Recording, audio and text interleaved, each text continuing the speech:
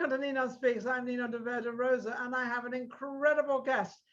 Actually, the guest I have, I know him, but don't know him, if you know what I mean. But that's what happens with Ninon Speaks, so I can find out exactly who he is. His name is actually Chris Cook. Now, Chris Cook actually does a little bit of what I do. But since I don't ever interview my guests, I'm now going to find out exactly what he does. Hey, Chris, how are you? I'm well. How are you today? I'm doing great. I'm looking at the chair you're sitting in, and behind this green screen, I have exactly the same chair. Oh, is that right? This was my father's chair. It's kind of a family heirloom. Well, it's funny because mine is my husband's chair. Oh, wow. I know. I love this chair. I feel like I need a pipe, you know, and a good book and do like a book review. You need a pipe and a glass of scotch. Forget the book. Right. So now, Chris, you live in Las Vegas, right? I do. I'm in Texas at the moment. Oh, how wonderful. So Ninon Speaks is flying off to Texas. I love it. And actually, Chris, this is why we have this program, is because I have another program called Vegas Live with Ninon, but that's done live. And this is done through whatever media on the internet that we choose. This particular time we're on Zoom. But so we get people out of town or in town, or I've had people from Australia, London, Paris, you name it. So it's pretty cool. Well, Texas is it's its own country. It really should be. It's crazy here. Well, everybody's moving. Well, not everybody, but a lot of people are moving to Texas. And why? No state tax mostly. Oh, I thought it was because of, you know, the living arrangements they have there, which is pretty cool because California is sort of, you know, it's up in the air with all the homeless and this going on and that going on. They've got a lot of different things happening in California, which are not actually that good. Yeah, no, there's every big city's got the same problems. When I was, you know, I live in downtown Las Vegas. So off of 14th and Fremont Street. You do? Oh my goodness, you really are in the downtown. I'm downtown. We keeping it real downtown. It's crazy now down that's there. the original, and they're building downtown Las Vegas up incredibly well. It's changing a lot. It's changing really quickly as well. Were you born in Vegas? No, I was born in Chicago. Oh, I love Chicago. And then I grew up here in Texas, and I've been in Vegas the last 3.5 years. Do you like it? Yeah, I moved there to for comedy. Like I do stand up. Now you do stand up comedy, but you've got an awfully straight face. Yes, you know, a lot of my comedy chops come from watching British comedies. Oh my goodness. I had a comedian on my other show the other day, and he was talking to me all about the British humor. And I'm laughing because I am British. Obviously, I got an English accent. And we have rather a dry sense of humor. It is. A lot of comedians struggle when they go to England. The jokes don't quite compute the same. No. Now Australia, it's the same as going anywhere in the United States. Our comedy seems to compute really well there, but it's a different set of sense. It's a different type of sense of humor that the British. They have to get it, and sometimes this is really quite fun. You can say a joke, but you keep a straight face, because in case they don't get it, you don't make a fool of yourself by laughing like an idiot. Right. No, I feel my delivery style is kind of British comedy. I grew up, you know, the Faulty Towers, Good Neighbors, Are You Being Served? Yes, Minister. I can do quote-alongs on all of those. I love it. Now, when you do you actually learn how to be a comedian, or does it come naturally? No, I say it's kind of like golf. You're going to be really bad at it for a long time. Oh, You have to, you have to learn.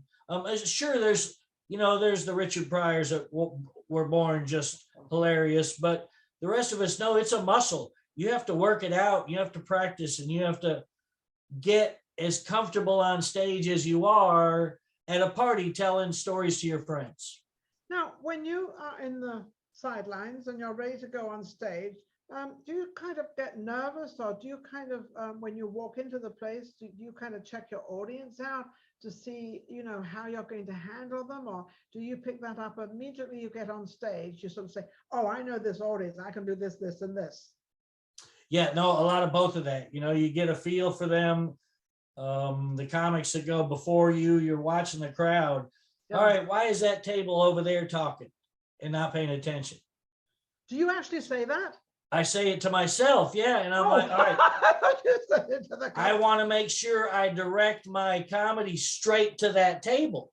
I want to pull them in immediately, because they're going to just. Would you walk on the stage and walk right up, sort of, not right away, but when you find out that they're still talking and you're trying to do your act, you walk over there and like directly make the joke at them?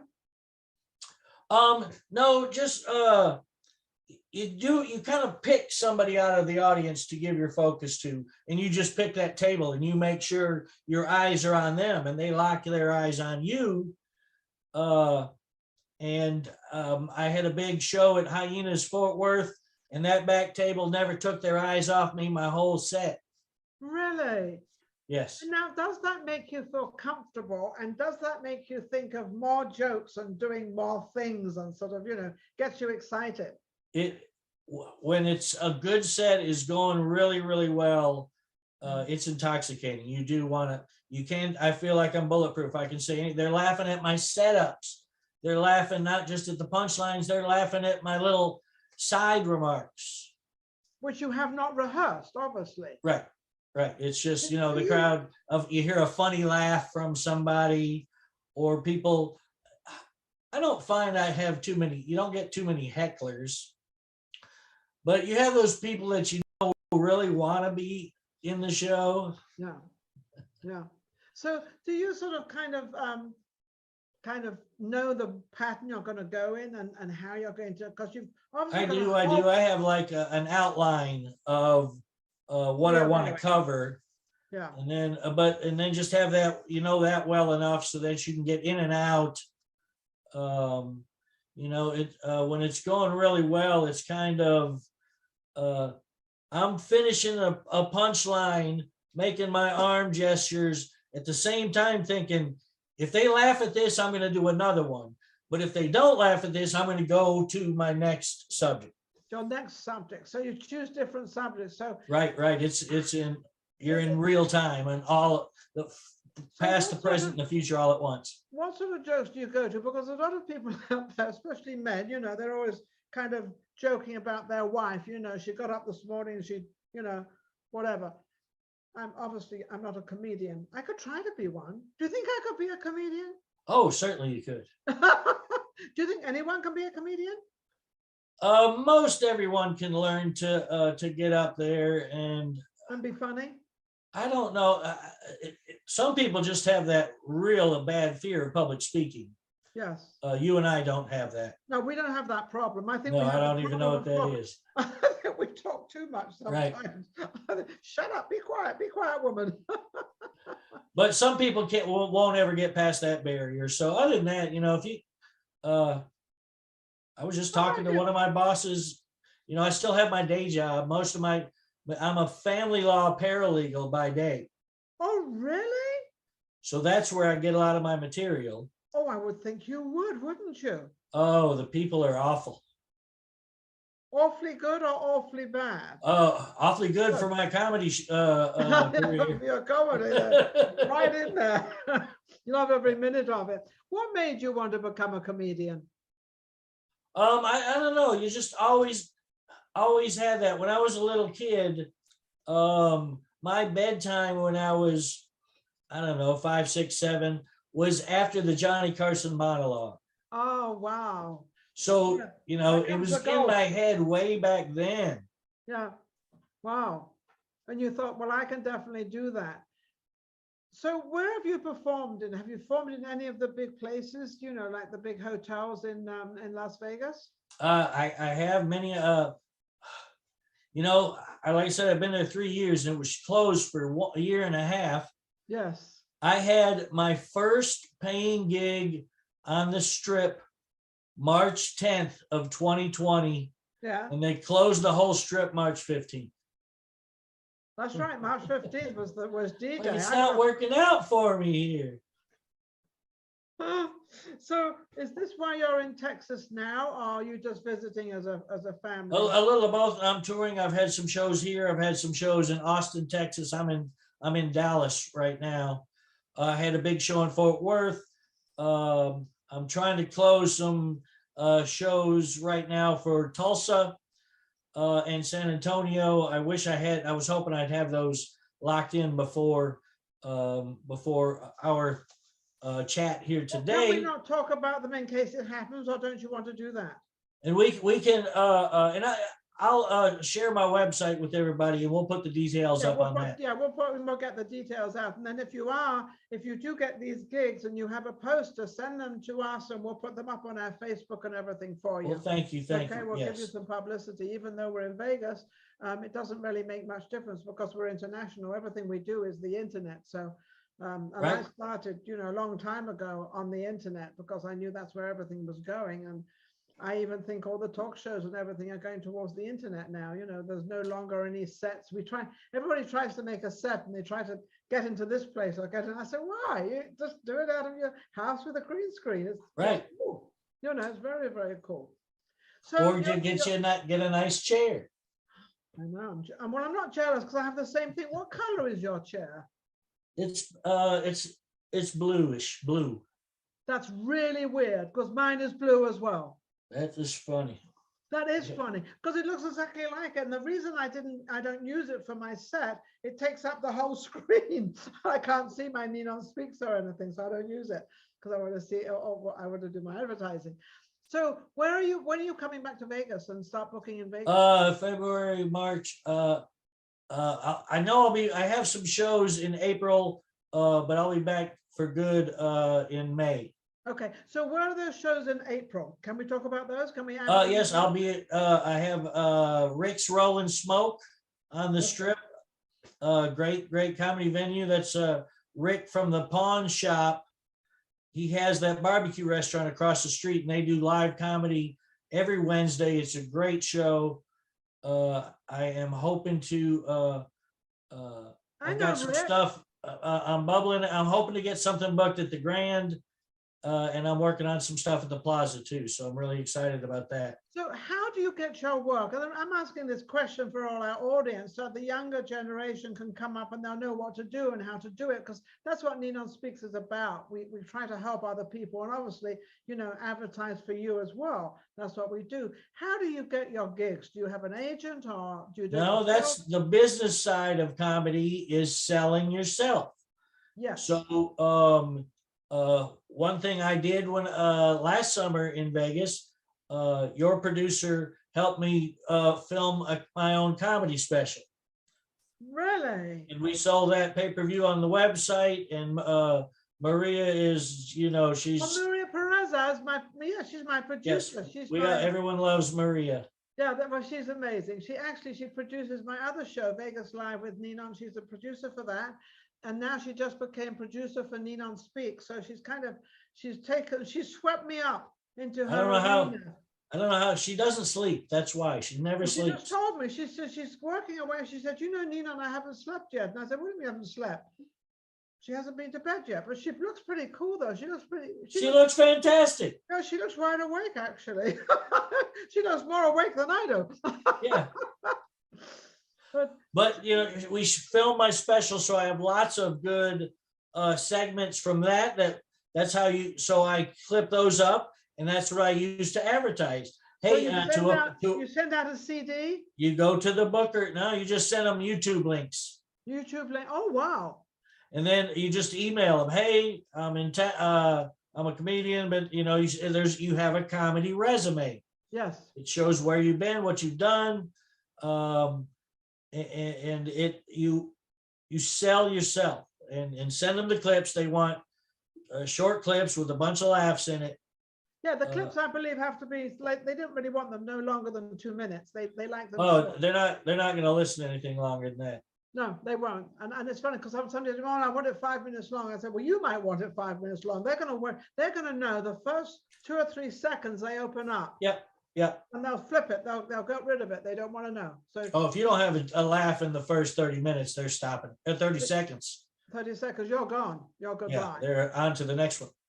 They sure are. So what would you advise anybody coming in into the arena of being a comedian? What would you advise them to do, Chris? Sell yourself, understand the business side, and dress up, wear a nice shirt. Don't be a t-shirt comic. Don't be I couldn't agree with you more. I think that's because you and I are both in the older generation. We do definitely like that classy stuff. Right. And I think it works every time. I think people like that. Unless you're really a younger person and you're sort of, your audience is a younger person too. That's a little bit different. But I think basically in Las Vegas anyway, on the Strip, I think people are very used to sort of, dressing up a little bit more, not as much as we used to, but I think so. Absolutely. I got all these suits in my closet. I might as well wear them. Absolutely. Yeah. I couldn't agree with you more. So when you go to practice, do you practice in your house, in your kitchen, in your bathroom, in the mirror? How do you get this all through in your mind? The phone now has so many useful tools. There's a recording device right on my phone. So I write things. I used to have to write out every word. Now I kind of sketch it out. And then I record it, listen to it back, do it again, listen to it back.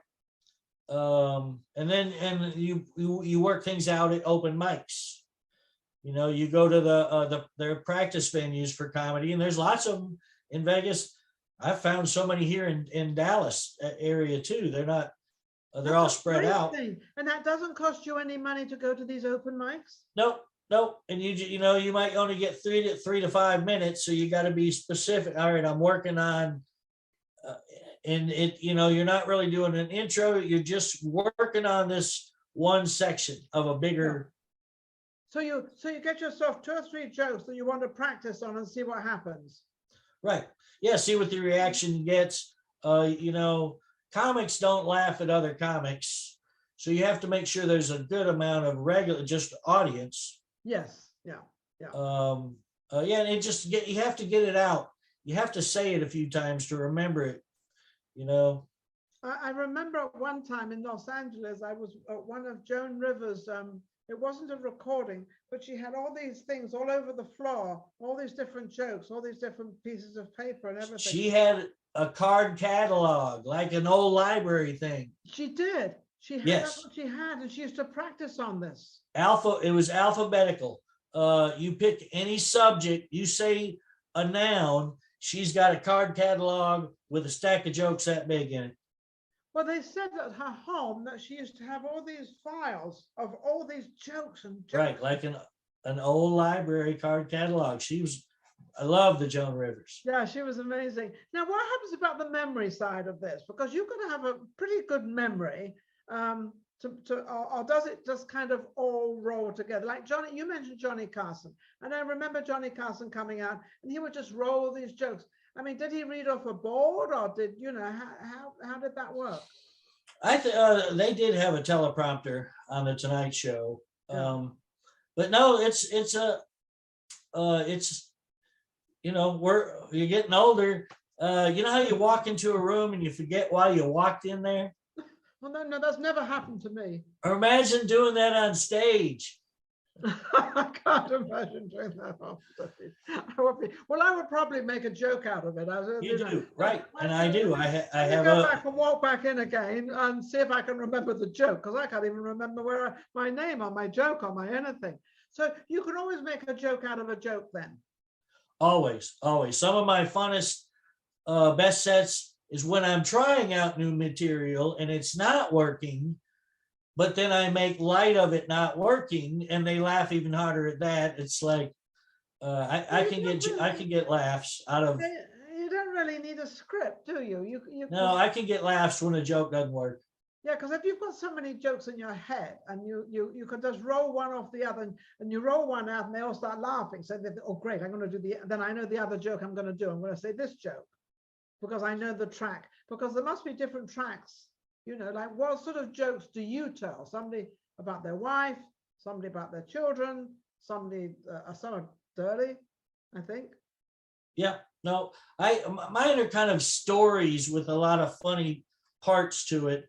So yeah, but a comic that just has jokes, 30 minutes of and his jokes take 20 seconds, that's a lot to remember. That's what I'm saying. Oh my God. So yeah, I have like 3-minute stories, and most of my comedy is from my real life. So I'm not having to remember stuff. It's stuff that's already in your memory. Do you find that when it's going well and you're like jumping along and sort of everything's going good, the time goes by much faster than trying to do a joke and trying to get the people to be with you? Oh, 3 minutes on stage when you're unprepared takes forever. Yeah, I think so. 30 minutes when a set's going great goes by in a blink of an eye. Yeah, doesn't it? Yeah, because I know with my show. Now you have another show, don't you? You have a show that you do with Maria Pureza, which is social media shows. We do. We haven't done it in a bit here since I've been on tour, but yeah, I'm looking forward to getting back on that when I get back to town.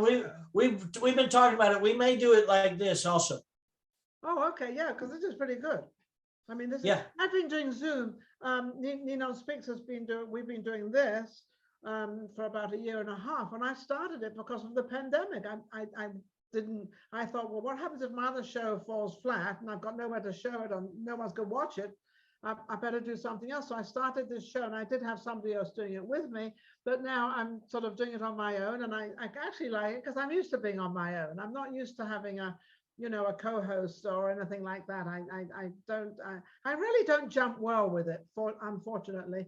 But this young lady that was with me, she was with me for 1.5 years, and now she has her own show. So at least good came out of what I did do. So I'm happy that I've made a platform for this.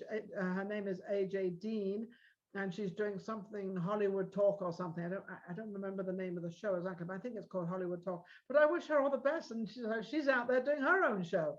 So why not? No, I love both your shows. You bring in some great guests. Always the entertainment from the being kind of new to Vegas. I like to see. These are people I wouldn't hear about if it wasn't for your two shows. Isn't that? Thank you so much, Chris. You are absolutely amazing. What's going to be the name of your show when you come back with Maria Pureza? Which one? We were talking about the morning show. Oh, and is it called the morning show? I'm drawing a complete blank. What were we calling it? She's right there. Ask her. Oh, that's good. Rise and shine. Rise and shine. Rise and shine. Rise and shine with Chris. Do you have a? See, we just talked about your mind blanking. Yeah, well, there you go. See, that's a prize example to my audience. Now you know Rise exactly and what shine. it's like. Yes. But our show, I don't pre-interview. I don't really pre-tape. I mean, this could go live. Nothing's changed. Nothing ever has been changed on any of my shows. And I love it. Vegas Live with Ninon, which is my other show, that is totally, it goes live. And I don't pre-interview my guests. And sometimes I'm looking at it thinking, what on earth do they do? Who are these people? And it turns out really, really, really good. I enjoy it very, very much to find out. And also giving them that opportunity. Do you have guests with you on the show, Rise and Shine, or is it just you and another partner? A little both. We've had some fun guests, yes. Oh, good. So you have guests on your show. I'm just thinking in case anybody wants to come on your show. So how can anybody reach you, Chris? The website is chriscookcomedy.com, and they can send an email through that. I will update my shows that I've got locked in. I'll update that calendar this week, But yes, they can send me an email at chriscookcomedy.com. Wonderful. And what happens if they would like to come on their show? Because I think they could come on your show through the internet or in person. Right. Yeah. And they can also just get me at my regular email, which is c_lcook@yahoo.com. If you're interested in being a guest on our show, Rise and Shine, give us a holler. Absolutely. That would be wonderful. And that the same applies to NinonSpeaks. So we do have quite a list of people that would like to come on, because we have been established for quite some time and people seem to like the show, which is yay. They like what's going on out there. But I think bringing all these talk shows to make them different. And I think if you can make them different, and I think you have a great advantage, Chris, because you're a comedian. So if things are going a little dull, just tell some jokes. Just a couple of jokes go in there. Right. And it can be a lot of fun. I don't know how much more time I have. I think I'm at the end of my tether here. I think I have to get off. But I want to thank you, Chris, for coming on. I also want to thank you. It was so much fun. Thanks for having me. So much fun to be on NinonSpeaks. Thank you so much. See, he said, see, you're a performer. You know the right things to say. I love it. Anyway, but thank you to my audience out there for tuning in and for being with us. Bye, audience. Thank you. Yeah, thank you, everybody out there. Absolutely amazing. And you can also watch Vegas Live with Ninon, which is our other show, and Rise and Shine, which is Chris Cook's show. So there's a lot of stuff to see out there. Just check out social media shows and you'll find them all there. Thank you for watching. All of you, take care. Bye. Yes. This old dude here is down in the 89101 with the pimps, hookers, and crackheads. I have the ass of a 16-year-old boy. So, get you some cheesecake. I had to watch porn at the office. They paid me to watch porn at the office. Up is down, black is white, porn is good again.